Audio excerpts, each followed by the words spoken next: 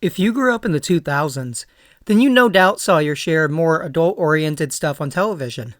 From shows like Family Guy to The Sopranos, it was indeed a golden age for adult-oriented programming. As the decade began, the World Wrestling Federation, also known as the WWF, was right in the middle of what it called the Attitude Era. Starting in 1997 and lasting until 2002, WWF Chairman and Chief Creative Officer Vince McMahon wanted to take the wrestling promotion in a different direction, focusing on more realistic characters and edgier storylines. These storylines often involved sexual content, profanity, and higher levels of violence than was previously seen on the program. Meanwhile, over on MTV, towards the end of 2000, the channel would launch one of its most controversial and most popular shows, Jackass. Starring Johnny Knoxville, Steve-O, Ryan Dunn, Bam Margera, Wee Man, Chris Pontius, Dave England, Aaron McGahey, and Preston Lacey, the show centered on the cast doing stunts and pulling pranks on each other or on people out in public. The show immediately became controversial with parents over the belief that it encouraged dangerous behavior. However, the show was a hit with teens and young adults. The show had a 3-season run before airing its final episode in early 2002. After the show ended, a film that was intended to end the franchise and go out on a high note for fans, Jackass the Movie, was released on October 25, 2002. During this time, the WWF had changed its name to World Wrestling Entertainment in May of 2002, after they were sued by the World Wildlife Fund over the WWF acronym. In June of that year, Vince McMahon announced the end of the Attitude Era and the start of what he called the Ruthless Aggression Era.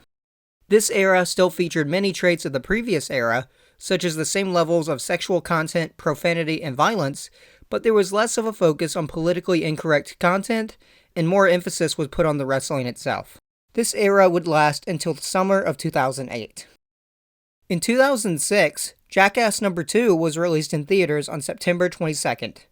A few weeks later, on October 16th, WWE's Monday Night Raw rolled into Los Angeles with a night that was known as Raw Goes Hollywood, featuring a few celebrities in attendance, such as Kevin Federline, Aaron Carter, ZZ Top, and of course, Jackass stars Steve-O and Chris Pontius.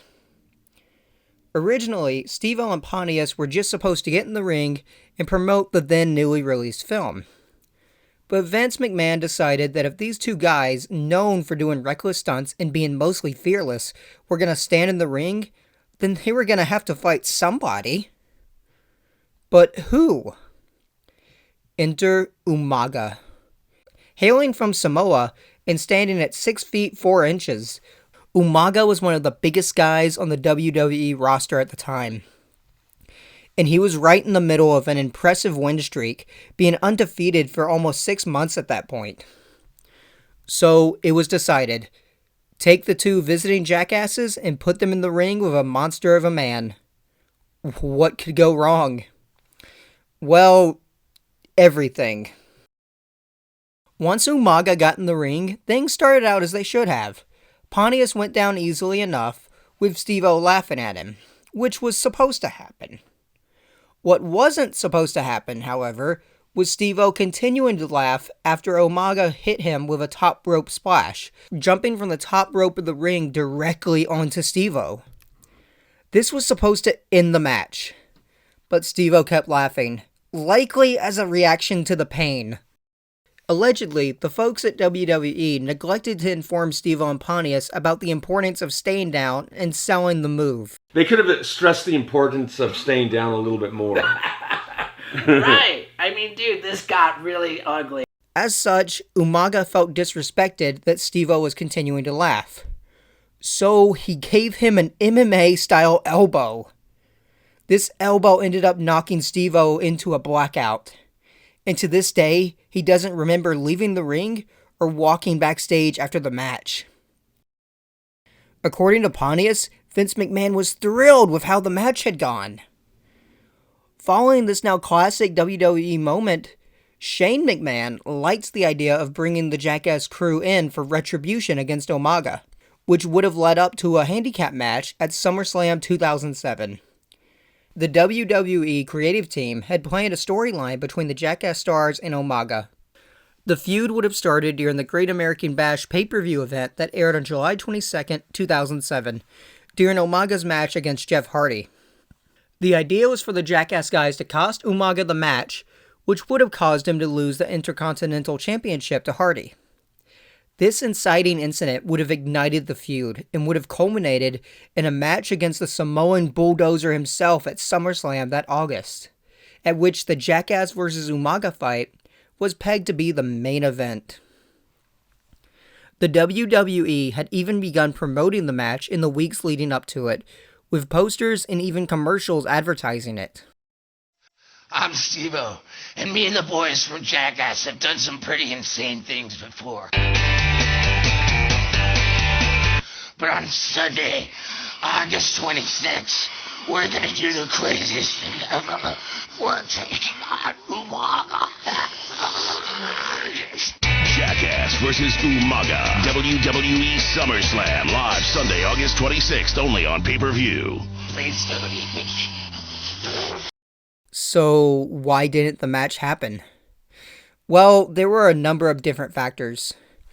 The first major factor was Steve-O being, well, Steve-O. Reportedly, while filming promos for the SummerSlam match, Steve-O was going around backstage at WWE and trying to get wrestlers to choke him for a DVD that he was planning entitled Paparazzi Stuntman. This DVD never materialized, however, due to Steve-O getting sober and being unwilling to release footage of his drug-fueled antics. Another incident occurred on June 5, 2007, when Steve-O jumped the gun and posted on his MySpace blog about the plans for SummerSlam, before WWE had officially announced the match, with Steve-O writing, "I really wasn't that bad last night." Well, that's not true. I did a great job shooting my new WWE commercial to promote the WWE pay-per-view SummerSlam. But then everyone got all sorts of uptight as a result of me running around trying to get famous wrestlers to choke me unconscious for my Paparazzi Stuntman DVD. Plenty of them were ready to do it, including Umaga, but the suits derailed me. I got a funny call from LA saying, "Why are we getting calls that the main event of their WWE SummerSlam may be called off because you're behaving so badly?" And on the blog a week later, he continued to add fuel to the already lit fire. As for upsetting the WWE, too bad for them. They're stuck plastering the television screen with commercials, starring only me, representing the entire cast of Jackass by myself, and Umaga, promoting the pay-per-view event. As for almost shutting down the Jackass match, that's just hype to let everyone know we're coming. As for the chokeouts, Ryan Dunn choked me out 6 times in one day. Umaga actually knows what he's doing. He's very capable of safely choking me out, and he's the current champion of the WWE. Of course, I was a complete nightmare for those people doing everything in and out of my power to get footage of Umaga choking me out and then have him sign a release form, which I was packing on the bod. However, Steve-O's shenanigans were not the main reason the match didn't happen. And the real reason? Well, it's not lighthearted like the rest of the story. Some disturbing new details tonight in the apparent double murder-suicide at pro wrestler Chris Benoit's Georgia home.